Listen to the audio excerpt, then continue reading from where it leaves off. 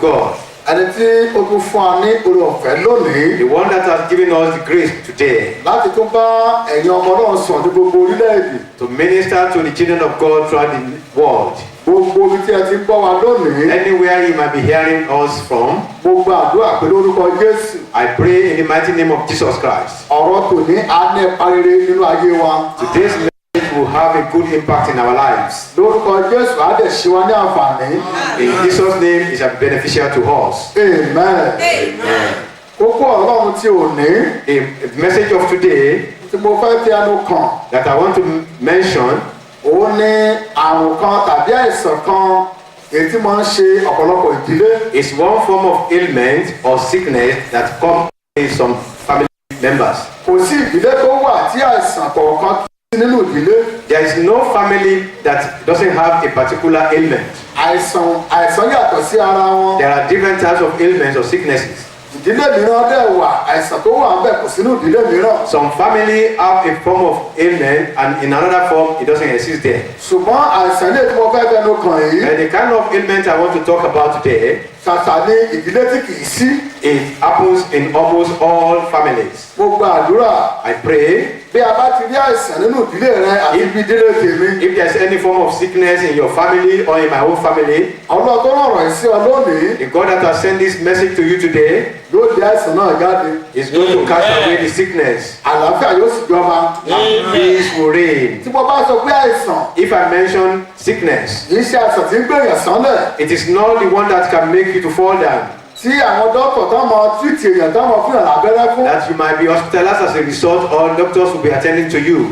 Ṣùgbọ́n mo lu àìsàn yẹn But I'm using that ailment gẹ́gẹ́ bí àìsàn ti ẹ̀mí. as a spiritual form of ailment. Àìsàn ẹ̀mí ni kí n pè é. I'm talking about spiritual form of ailment, Ìtọ́jẹ́ pé a ò lè fi ojú rí. the one that cannot be physically seen. Kí ni kókó àìsàn náà? What is the main thing of the sickness? Òun náà ni ìbínú. That is anger. Ìbínú. Anger.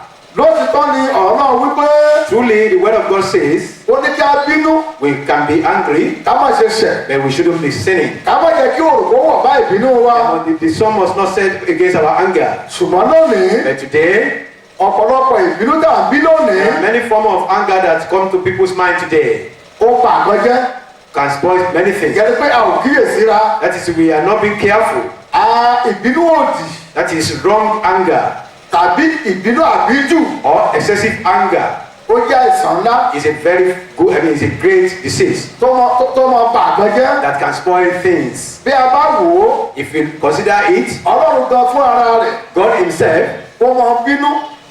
can be angry. Ṣùgbọ́n ìbínú ti Ọlọ́run But the anger of God kì í ṣe ìbínú òdì is not the wrong one. tàbí ìbínú tó lè bà àgọ́ jẹ́ nígbà Or the mìíràn. anger that can spoil some things at times. Ọlọ́run tó lè bínú sí ènìyàn. If God can be angry against somebody, Ó tó lè bínú ní ohunkóhun. before God can be angry on anything, Ọlọ́run yóò dúró ní òtítọ́ rẹ̀. God will stand on His truthness. Nígbà tó bá wá fi ìbínú hàn, When He shows His anger, á wá ju pé Ọlọ́run ò jẹ̀bi. we are going to see God is not at fault. Ṣùgbọ́n ọ̀pọ̀ ìbínú tá à ń bí lónìí, Many forms of anger that we exhibit today, ẹ̀bí wà nínú ẹ̀ there lọ́pọ̀lọpọ̀. are many guilt there. Nítorí àìkíyèsára wa. Because of our not being careful. Lórúkọ Jésù In Kristi, Jesus' name, bá a bá rí ìdílé kí ìdílé if there's any family fold tí àṣà yìí ti wọ̀, that there is this disease in there, tó dẹ̀ ti bà àgọ́ jẹ́ it níbẹ̀, has spoiled many things there, Olúwa yóò ṣe àtúnṣe. God is going to make a correction there. Ẹ jẹ́ kí a wo arákùnrin kan Let's consider a particular man. nínú ìwé Ẹ́sítà. In the book of Esther, Arákùnrin yìí, this man à ń pè ní Ámánì. is called Haman. Ó bínú, He was angry, ṣùgbọ́n ìbínú rẹ̀, but his anger, ìbínú òdì ló bínú. he was angry negatively. Ohun tí ọ̀yà kó bínú sí ló bínú sí. Thing that he should not be angry about, he did. Ṣùgbọ́n lẹ́yìn ọ̀rẹ́ yìí, But afterward, ìbínú òdì tó bí yẹn, the wrong anger that he exhibited ó fa ìyà ńlá fún, brought about punishment unto ó fa him. ikú fún, He brought about death on him nítorí pé kò kíyèsára because he was not being careful lórí tó bínú sí. on that particular thing he was Bẹ́ẹ̀ angry ni ọ̀pọ̀ about. ń ṣe lónìí. The same thing applies to many people today. Wàá kàn máa bínú lórí àwọn kan tí ò nẹ́sẹ̀sì They will gbogbo. just be angry unnecessarily on some things. Nígbà tí àbájáde rẹ̀ bá wá ṣẹlẹ̀, When the outcome comes out, àwa mú ibi wá. it will bring guilt. Nínú ìwé Ẹ́sítà, In the book of Esther, orí ìkẹta, chapter 3, ẹsẹ̀ karùn-ún, verse 5, ẹ jẹ́ kí a wò ó. let's consider it. When Haman saw that Mordecai did not bow or pay him homage, Haman was filled with wrath. amen. Amen. nítorí pé Ámánì ó ní Mọ́dékáì ó ní kò kúnlẹ̀ fún un. Haman was saying Mordecai did not bow for him. ó ní kò forí balẹ̀ fún un. He did not bow for him. ó ní kò ní tiẹ̀ ti jẹ́. He considered how could it be that? ó ṣeé ṣe kí Mọ́dékáì Maybe Mordecai as a person kó ronú wípé might be thinking, o ìkú ṣe ọba you are not even a king. olóyè ni ọ́. You are just an ordinary chief. ọba ni tọ́lọ́kọ́ba ìlú bá ní a lè forí balẹ̀ fún. If you are the town king, you can bow for him or her. ó ti kọjá pé èrò tiẹ̀ nìyẹn. Maybe that could be his thought. ṣùgbọ́n Ámánì But Haman, tó bá bínú burúkú. he was just angry ó negatively. ń wọ́nà láti pa Mọ́dékáì. He was looking for a way to kill Mordecai. wípé wàá fi ṣe àpẹẹrẹ. He's going to make him as a scapegoat. irú ìbínú wo náà bí lónìí. What kind of anger do you experience today? lóòótọ́ lágbára ń bẹ lọ́wọ́ rẹ̀. Truly you have power. ìjà agbára ẹ bó ṣe ń lò ó. Or maybe the way you are using your power pẹ̀lú ìbínú yẹn. together with the anger and the wrath. tí ò ti bá àgbọ̀ jẹ́. Have you not spoiled things? irú ẹ̀ ló ṣẹlẹ̀ sí arákùnrin. That is exactly what happened to Haman. bí a bá ka ìtàn náà lọ. If you consider the story further, gbogbo ìbínú rẹ̀ yẹn. all his form of anger, ọba wa pàṣẹ. the king made an authority ó ní ká gbé kọ́ sí orí igi. that he should be hung nítorí pé n tó plan fún ẹni yẹn nìyẹn. because that was his intention for that particular other person. gbogbo Mordecai. àdúrà tó ti ń gbọ́ mi I lónìí. pray as you are listening to me today, gbogbo àtó bínú burúkú sí ọ. all the people that have been negatively angry against you, kí wọ́n fi èrò burúkú tì í. that are even showing bad thoughts about it, wípé táyé máa ṣe káyé èrò orí that rèé. they want your life to be like this. ọlọ́run Mọ́dékáì The Lord of Mordecai á jà fún ọ. is going to fight for you. àwọn ẹ̀kọ́ orí wọn. He's going to give you victory over them. ìbínú àwọn ọ̀tá lórí rẹ. That is the wrath or anger of the enemies upon you á di asán lórúkọ Jésù. will come to null. máa ṣe àmì bó ṣe ń gbọ́ ọ̀rọ̀ náà. Say amen as you are listening to me. nítorí náà Because of this, mo ń sọ nípa ìbínú. I'm talking about anger. lótìtọ́ Truly, àwọn ìbínú kan ń bẹ there are some forms of anger tí ó jẹ́ lórí òtítọ́ ni. that might be on truthfulness. yẹ pé lórí òtítọ́ ló dúró lé lórí. Maybe they are standing on truth. yẹ ni pé ìbínú ọlọ́run nígbà mìíràn. The wrath of God at times, ọlọ́run a máa bínú. God can be angry. ṣùgbọ́n kó tó lè fi ìbínú rẹ̀ hàn. But before he could show his anger, yóò ti kìyàn nílò títí. he might have warned you severally.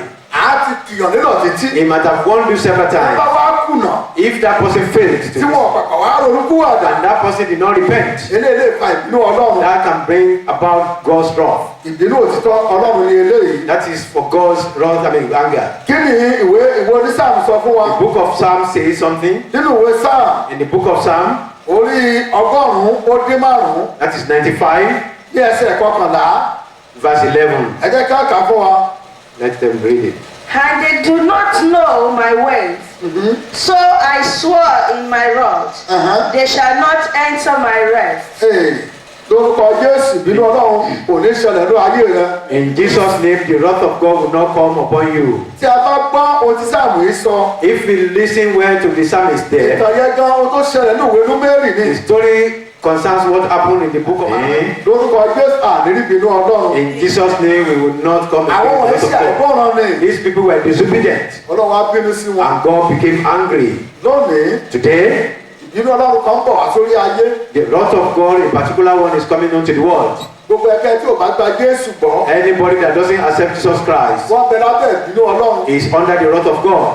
ṣùgbọ́n kí ìbínú ìbọn tó dé. Maybe before this wrath comes upon, gba Jésù sínú ayé rẹ. accept Jesus Christ into your life. gbà á gẹ́gẹ́ bí olùgbàlà rẹ. Accept Him as your Lord and Savior. nítorí pé ayé yóò dópin. Because the world will come to an end. lórúkọ Jésù. In Jesus' name, kí o tó kú. before you die, mo gba àdúrà fún ìgbàlà I ọkàn. pray for the salvation of your soul. wọ́n tó tí ì ní Jésù. If you are lacking Jesus Christ, ó gba Jésù you pàdé. are going to meet Jesus Christ. ẹ̀yin dàdẹ̀ tí ní Jésù. And you that have already had Jesus Christ, ẹ̀ ní sọ Jésù nù. you are not going to lose Him. Olúwa yóò ràn wá lọ́wọ́. Jesus will help us. ògo ni fún orúkọ Olúwa. Glory be to the name of the Lord. ìwọ ọmọ ènìyàn. You children of God, mo ń sọ nípa ìbínú. I'm talking about the wrath. ṣọ́ra lábẹ́ ìbínú mẹ́ta yìí. Be careful, because of these three wraths. ìkíní lábẹ́ ìbínú Ọlọ́run. The first one, the wrath of God. mo tó lè fa ìbínú Ọlọ́run sínú ayé rẹ. The thing that can bring about God's wrath into your life. ṣọ́ra fún un. Be careful about that. lábẹ́ ìṣọ́ra kejì. Under the second carefulness. ìyẹn ni pé àwọn tí ọlọ́run gbé agbára wọ̀. That is the people that people are endowed with the power. tọ́lọ́ fún ní agbára òtítọ́. They have been given true powers. má mú wọn bínú. Don't allow them to get angry. torí tó bá mú wọn bínú. If you make them to be angry, kí wọ́n tó bínú sí ọ. before they can be angry about you, bínú ọ̀rọ̀ láti ọ̀run. the wrath of God from heaven yóò ti dìde sírú èèyàn will have bẹ́ẹ̀. come upon you. á ti dìde sí It wọn. will have come upon them. nítorí pé ó wà ní ìwé mímọ́. Because we can find that on the Holy Book. àpẹẹrẹ ìdarí ní ìwé Jeremáyà. An example of which we find the book of Jeremiah, ní orí 18 chapter 18, ẹsẹ̀ 18 verse 18. nígbà tí Jeremáyà When Jeremiah wọ́n mú bínú was made to be angry, kí ló ṣẹlẹ̀. what happened? ó dúró ní níwájú Olúwa He just stood before the Lord nítorí àwọn ènìyàn náà. because of the people. ṣùgbọ́n wọ́n wá mú bínú. But they made him to be angry. ó wá gbàdúrà sí And Ọlọ́run. he prayed unto the Lord. gbogbo tó sọ nípa wọn. All the things that he foretold about ó them, wí délẹ̀. before he finished, Ọlọ́run dáhùn àdúrà rẹ̀. God answered his prayers. àwọn tọ́lọ̀ bá ń lò gidi. Anybody that God is using wọ́n truly, jẹ́ olóòtítọ́ sí Ọlọ́run. they have been trustworthy with God. tọ́lọ̀ fún ní agbára. God has given them power. wọ́n ṣe tó lòdì tó fa ìbínú Ọlọ́run sí Don't orí ara do rẹ̀. anything that will bring about the wrath of God unto you. lórúkọ Jésù àwọn ṣẹ́gun lágbára Ọlọ́run. In Jesus' name, we shall be victorious. ògo ní fún orúkọ Olúwa. Glory be to the name of the Lord. ògo ní fún orúkọ Olúwa. Glory be to the name of the Lord. bí ẹ bá tún wá wo inú ìwé ọba kejì. If we meditate on the second king, orí kejì. chapter 2, ẹsẹ̀ ogún ó lé mẹ́ta verse 23 sí ogún ó lé mẹ́rin. through ẹ jẹ́ 24, ká kà fún wa. let it be read. káwọn èèyàn Ọlọ́run kan bẹ̀ yẹn I náà. will consider a man of God Ọlọ́run there. wà pẹ̀lú rẹ̀. God was with him. ṣùgbọ́n àwọn ènìyàn But the people, wọ́n ṣe tí ò dára. they did some àwọn bad things. ọ̀dọ́ wọ́n ṣe tí ò dára. The Jews ẹ did jẹ́ ká kà bad fún wa. things. Let it be read. Then he went up from there to Bethel, and as he was going up the road, Yes. some youths came from the city and mocked him, and said to him, Go up, you bad head. Go up, you bad head. So he turned around and looked at them, and pronounced a curse on them in the name of the Lord. Amen. lórúkọ Jésù In kò Jesus' nípa name. ìbínú Ọlọ́run. We are not going to receive the wrath of God. ìwọ ọmọ ìjọ You, member of church, tọ́jú pé gúrùpù àwọn ọlọ́tẹ̀ ló wà nínú ìjọ. you are always in the antagonist group. ṣọ́ra. Be careful. ìwọ ọmọ ìjọ You, the member of church, tó fìránṣẹ́ Ọlọ́run ṣe yẹ̀yẹ́. that you are mocking the minister of God. kò mọ̀rọ̀ sọ. He doesn't know how to talk.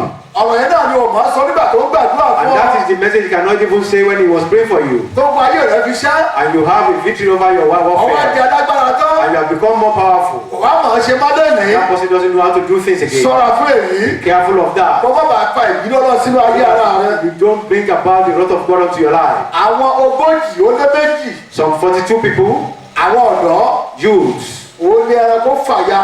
that we are torn apart by the nítorí pé animal wọn fìránṣẹ́ Ọlọ́run ṣe yẹ̀yẹ́. because they mock a man of God. o ní bá ìbínú Ọlọ́run You pàdé. are not going to come against the prayer abẹ́ of God. ọ̀dọ́ ti ṣọ́ra.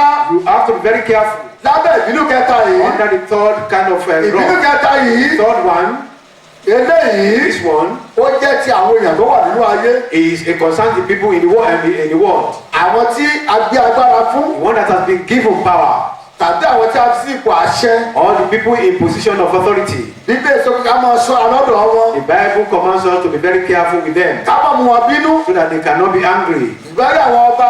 Maybe they are kings, bóyá àwọn aláṣẹ orílẹ̀-èdè. maybe the authority holders of this wọ́n nation. láti ṣọ́ ìwà wúlọ́ You have lọ́dọ̀ to be very wọn. careful how you behave with them. torí pé Ọlọ́run ti yàn wọ́n sípò. Because God has appointed them there. aláti ṣọ́ra fún You have èyí. to be very careful about this. a ò ní rí ìbínú wọn. We will not see, receive àwọn them. ìsọ̀rí kejì nínú ayé. The second category of people, àwọn tí èṣù gbé agbára wọ̀. those are the people that have been given power by the Satan. àwọn tí èṣù gbé agbára wọ̀. People of Satan who have gotten power. àwọn wọ̀nyí This set of people, wọn kì í sábà bínú. they may not be angry, ṣùgbọ́n wọ́n máa ń dúró. but they will wait di ọjọ́ tí àwọn èèyàn bá mú wọn bínú. until the people will make them to become angry. láti lo agbára ọwọ́ For wọn. them to use their power. wọ́n ní agbára àti sọ̀yọ̀ di wèrè. They can make you to become mad. They have the wọ́n ní power. agbára láti fa ìsànkọ́dún They ènìyàn. have the power to afflict you from a very illness. wọ́n ní agbára láti sọ̀ sínú òkùnkùn ayé. They have the power to put you in darkness of the world. kò sí tí wọ́n lè fagbára ọwọ́ wọn ṣe. There's nothing they cannot do with the powers with them. wọ́n máa ń mẹ́sọ̀ wípé And they will make sure that àwọn èèyàn mú wọn bínú.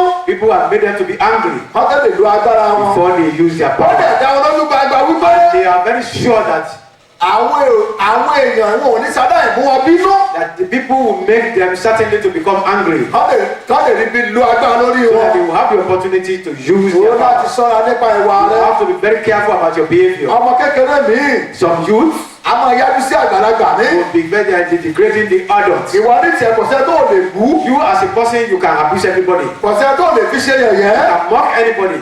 kò sẹ́ tó lè yájú sí. There's nobody that is very, you can be arrogant. torí pé ẹ̀mí tí ń gbẹ́nu rẹ ẹ̀mí ìgbéraga ní. Because you have that spirit of tó arrogance. o bá bá wọn wọ̀nyí pàdé. If you have met these people tí wọ́n bá ṣe ọ́ níbi. and they have used their power against àjẹpẹ́ you, iṣẹ́ ọwọ́ rẹ ló fà á. it is a product of your handling. àjẹpẹ́ ìwà rẹ ló fà á. It is as a result ọmọ of ogun your behavior. àdúrà. That are praying, o ò ní ṣìwàwù. you are not going to misbehave. bàbá dẹ̀rí ẹnikẹ́ni. If there's anybody ó ti wà lábẹ́ ìbínú mẹ́tẹ̀ẹ̀ta yìí. that is under the spell of these three rocks, tó ti ṣẹlẹ̀ sí ọ. it has happened to you. ó bẹ̀bẹ̀ fún àánú ọlọ́run lónìí. Leading to the mercy of God today. gẹ́gẹ́ bí Mósè ti bẹ ọlọ́run As Moses pleaded to God fún àwọn ti gbà á nì. for those people then, pé kó ṣe àánú kó dá ìbínú ẹ̀dọ́ lórí be wọn. merciful unto them to stop the wrath of ìbínú them. gbàdúrà fún ọ. I, as a person, am praying to mo you. gbàdúrà fún ara mi náà. Praying for myself as well. òwúrọ̀ yóò dáwọ́ ìbínú rẹ̀ dúró. God is going to put an end to his wrath. ìbá ṣe ìbínú àtọ̀dọ̀ wòlíì ni. Maybe from a prophet, ìbá ṣe láti ọ̀dọ̀ ọlọ́run. maybe the wrath from God, ìbá ṣe láti ọ̀dọ̀ àwọn alágbára ayé ni. maybe the wrath from the powerful people in the world. òwúrọ̀ yóò tú ọ sílẹ̀. God is going to give you lórúkọ glory Jésù Kristi olúwa wa. in the mighty name of Jesus Christ our Lord. síwájú díẹ̀ sí i. Furthermore, ẹ̀yin ọmọ ọlọ́run. children of God, àdúrà tí mo ń gbà lónìí. prayer I'm observing today òun ni pé ní orúkọ Jésù. is that in Jesus' name, èèyàn búburú ò ní ṣẹ́gun rẹ. any bad person will not become victorious over òun ní you. fún orúkọ olúwa. Glory be to the name of the Lord. kí n tó bọ̀rọ̀ wá sí ìta dúró. Because before I conclude, ẹ jẹ́ kí a wo agbára tó wà nínú ìbínú. let's consider the power in wrath. kíkú sọ pé ìbínú òdì. Maybe negative anger, I could say, tàbí ìbínú àbíjù. or excessive anger. ká wo iṣẹ́ àti agbára tó wà nínú rẹ̀. Let's consider the work and the power therein. jẹ́ pé iṣẹ́ tó máa ń ṣe. The work that anger can bring about. amen. Amen. ògo ní fún orúkọ olúwa. Glory be to the name of the Lord. nígbà mìíràn Sometimes ìbínú òdì wrong anger ó máa ń kó bá ènìyàn. can make you to misbehave a máa sọ ìsínú wàhálà. and put you in trouble. lórúkọ Jésù In Jesus' name, kò ní bọ́ sínú you wàhálà. are not going to enter into ó ní kò trouble. ní bọ́ sínú wàhálà. I say you will not enter báwo into any trouble. àkọ́kọ́ àkọ́kọ́ gbéyẹ̀wò The first thing that you are going to consider, ìbínú àbíjù. excessive anger. èkíní First, ó máa ń da ìdílé rú. it can put the household in turmoil. ìdílé tó wà lálàáfíà. The one that has always been in peace before. gbogbo ayọ̀ ọbẹ̀. All the good things, peace, gbogbo eré tó wà ń all bẹ̀. the good tidings à ń there, bá gbogbo ẹ̀ it's jẹ́. going to stop spoil them. bọ́yá ọkọ Maybe husband tàbí aya or the wife tàbí ìkan nínú ẹbí. or one member of the family àsìkàtà gbogbo ẹ̀. is going to scatter everything. inú àbíjù. That is excessive a anger, máa ba àtọ jẹ́. can spoil things. ó ti kó bá ọ̀pọ̀ ìdílé It lónìí. has even come against some family foes today. ó ti tú ọ̀pọ̀ ẹbí ká. It has even scattered some families. bẹ́ẹ̀ ni ó ti tú ọ̀pọ̀ ẹbí ká. Certainly it has scattered them. bẹ́ẹ̀ ni ìbínú ní agbára The anger has power láti tú ọ̀rẹ́ ká. to make enemies go different ways. láti pín bàbá níyà sí ọmọ. To even scatter the man from, the father from the children. orí bàbá kan. I ó bínú títí. he was very angry ó to ní the point. láyé àti láyé. He said till end of the ages, wọ́n kọ́ ọmọ yẹn ní ọmọ. he disowned that ó child. ní kí sọ ọmọ ọmọ. It's no longer his child, he said. wọ́n bẹ̀ títí kò gbọ́. They appealed to him, he didn't listen. ìbínú burúkú. That is negative anger. bóyá ló pè é ló wà lé. Maybe you are in this position today. ọlọ́run fẹ́ kó o ṣe àtúnṣe. God wants you to make a correction. tó o bá lọ kú pẹ̀lú If ìbínú you yẹn. die with such an anger, ewu wà ń bẹ̀ fún ọ. there is a danger there. ewu wà ń bẹ̀ There is fún a ọ. danger for you. ìbínú àbíjù.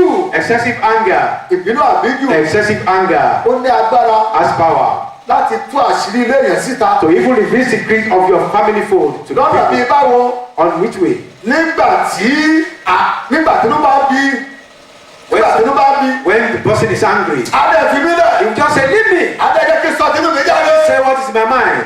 gbogbo àṣírí tó ti pamọ́ sí lọ́wọ́. All the secret being kept within. á fi ìbínú tú síta. He will just reveal gbogbo àwọn them tó bá with pàdé anger. ìjà fún wọn. All the people that have come to be a mediator, á bẹ̀ sí ká gbogbo ẹ̀. he will just be counting everything. gbogbo àwọn tí ò mà sí ilé wọn tán. All the people that are not having the secret of their family á fold, ní they will say, ṣé bó ṣe jẹ́ nìyẹn. this is how it is. àti wọ́n àti tí ọwọ́ bọ ayé yìí You have tẹ́lẹ̀. been looking for a way to come into your family before. àmọ̀ pé bó ṣe jẹ́ You nìyẹn. didn't know this is the way. wàá gbọ́ gbogbo information tá a fẹ́ You gbọ́. will hear all the information needed. ó rò pé wàá parí ìjà You fún ọ. know they have come as mediators. torí pé o ti bínú òdì. Because you have wrongly anger. o ti bínú kọjá àlà. You have become angry negatively, gbogbo àṣìta ẹ̀kọ́ máa gbénú rẹ. all the secrets that should be kept ó ti within fi you, ìbínú tu you síta. have revealed them with anger. lónìí Today, mo ń sọ nípa iṣẹ́ ibi I'm talking about bad things èyí tí ìbínú máa ń ṣe. that anger can bring about, èyí tó máa ń ṣe. that anger can do. láàárín ọ̀rẹ́ méjì. Among friends, láàárín ọkọ sí aya. between husband and wife, ìbínú ní agbára anger has power láti fi ọ̀rọ̀ òtítọ́ pamọ́. to hide the truth. yẹ kó ọ̀rọ̀ òtítọ́ That is truth axis láàárín wọn. will not exist between them. ìdí ni wípé Reason being that bóyá aya ni maybe the wife tàbí ọkọ ni or the wife or the husband, tó bá fẹ́ bá ìyàwó sọ̀rọ̀ if he wants to talk to the fẹ́ wife, bára wọn sọ̀rọ̀. maybe they want to discuss. á tó bọ́ kú bá tó bá bá sọ̀rọ̀ yìí ní Even if ìsìn. I discuss with her now, á ní ìbínú ló máa gbà sí. you just come with anger. á jẹ́ pẹ̀lú mi má jà Let rí. me keep my mouth shut, you say. ó lè bọ́ ta kọ́ lọ sọ̀rọ̀ yẹn fara He àta. just, he might go out to discuss with the àwọn public, ìyàwó á fún ní ìmọ̀ràn. and those people who advise him, ètò náà the wrong one, ètò lòdì. the one that is contrary, wọ́n wá dalé wọn rú. and they are going to put the household in tumult. inú àbíjù That is excessive anger á máa ba nǹkan jẹ́. and spoil things. èyí jẹ́ kí ọ̀rọ̀ òtítọ́ kó fara nínú He will ìdílé. not allow truth well to manifest in the Lágbára family. Ọlọ́run. In the mighty name of God, làákú tẹ̀síwájú we are going to go further lórí ọ̀rọ̀ yìí. on this message nígbà tó wọ́n bá fún mi ní orí when we ọ̀fẹ́. have the opportunity again. wọ́n sọ nípa ìbínú I'm talking about anger àtàwọn iṣẹ́ ibi tó máa ń ṣe. and the bad things they can be. nígbà mìíràn Sometimes ìbínú anger a máa fa àìsàn sínú ayé can ènìyàn. bring about illness a into máa people's fa life. ìfarapa fún ènìyàn. Can bring about danger into your life. a máa fa òdì yíyàn fún Bring ènìyàn. about akipanki into people's life. òdì yíyàn. Being keeping malice. mo ti ẹ̀rẹ́ nìkan I saw somebody níbi òkú ẹ̀ náà ni. the ceremony of the dead. mo ní lágbájá kó àríbi òkú I bàbá said rẹ̀. the person is not in attendance of the burial ceremony, àwọn ọmọ náà kú wá dáhùn. and the people telling the wọ́n ti àbá àti said fóun délẹ̀. that our father has said wípé tó o bá kú if he died, lágbájá òkú lò rí níbi òkú. this particular person must not attend the burial ẹ ceremony. pé wọ́n bẹ́ẹ̀ yẹn bínú títí. That means he was angry ó until fi wọnú sàré. he was buried.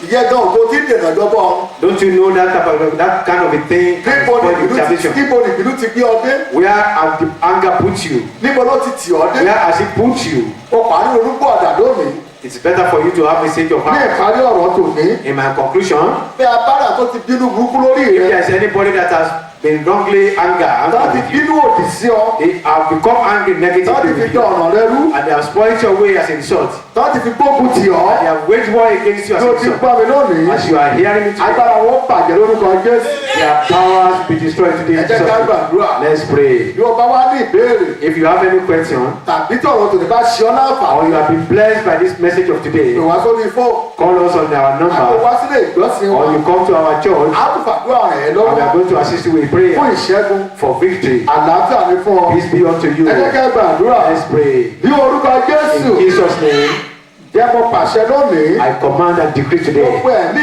ìbínú òdì. all form of spirit of anger èyí tó negative, bayọ̀ rẹ̀ jẹ́. that has been spoiling your kúrò joy, jẹ́ kínú rẹ̀ ó dùn. that has not make you to be ó rejoicing, jáde ní ayé lórúkọ Jésù. should be cast away from your life today in Jesus' bí a name. bá ní ẹnikẹ́ni If there's anybody tàbí ẹ̀dákẹ́dá or any human being, tí wọ́n ń lo agbára ìbínú burúkú lórí rẹ̀. a power of negative anger is being used upon you, tó fi ń ba ayé rẹ̀ jẹ́. and they are using it to spoil your tó fi joy, gbógun ti ọkọ rẹ̀. and they are using it to wage war against your Tàbí aya husband rẹ. or your wife tàbí ọmọ rẹ̀. or your children tàbí iṣẹ́ rẹ̀. or your work. gbogbo agbára wọn lónìí. All their powers today èyí tí èṣù gbé mọ̀ wọ́n. that have been given to them by wọ́n sọ pé Satan, àwọn ò ní gbà àwọn ò ní gbà. they said they will never relax, wọ́n máa bàjẹ́ lórúkọ Jésù. to be spoiled and destroyed today. bí a bá dẹ̀ wá rí ẹ̀mí burúkú tí gbẹ́nu rẹ̀ náà. If there is any spirit living and dwelling with tó you ti kó sọ rere nù. that have made you to lose your good thing, gbogbo àwọn tí ìbá jẹ́ ọ̀rẹ́ ẹ̀ lónìí o ti lé wọn jìnnà. all the people that have become your friends today, you have sent them ẹ̀mí away. ìrònú padà kọ́ lọ́wọ́ sínú ayé ìwọ náà. The spirit of repentance should come to you today. lórúkọ Jésù Kristi Olúwa wa. In Jesus' name, our Lord. àlàáfíà ní fún yín. Peace be unto ní you. ọjọ́ mẹ́jọ.